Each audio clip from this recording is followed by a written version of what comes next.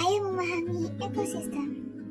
Ekosistem adalah suatu sistem yang terbentuk oleh adanya hubungan timbal balik antara makhluk hidup dan lingkungannya. Komponen biotik dan komponen abiotik di dalam suatu ekosistem akan saling mempengaruhi. Komponen biotik akan melakukan peranannya masing-masing. Berdasarkan peran dan fungsinya, komponen biotik dapat dibedakan menjadi 3 macam, yaitu produsen, konsumen, dan pengurai. Yang pertama, produsen. Produsen merupakan organisme yang mampu menghasilkan zat makanan sendiri atau autotrof. Organisme yang termasuk dalam kelompok produsen adalah tumbuhan hijau atau tumbuhan berklorofil. Tumbuhan hijau menghasilkan makanan sendiri melalui proses fotosintesis sebagai berikut.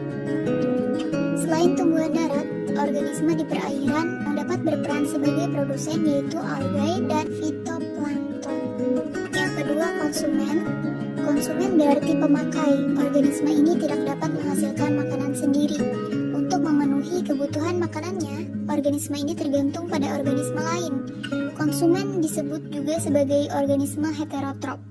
Heterotrop berasal dari kata hetero yang berarti lain, dan tropein yang berarti makanan. Organisme yang secara langsung mengambil zat makanan dari tumbuhan hijau dinamakan herbivora.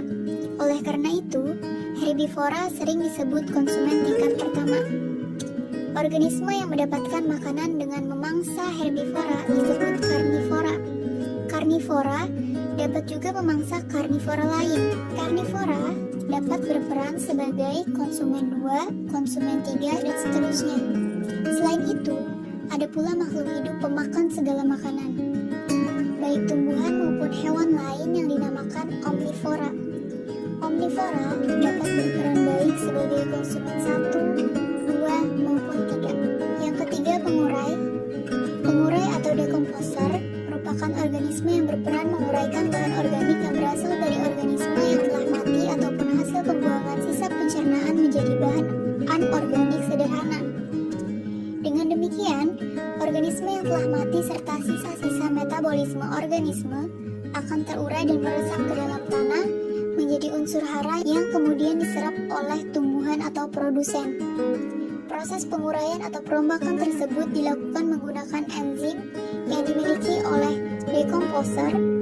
Selain itu, aktivitas pengurai juga akan menghasilkan gas karbon dioksida yang akan digunakan tumbuhan untuk melangsungkan proses fotosintesis. Organisme pengurai yaitu jamur sapropit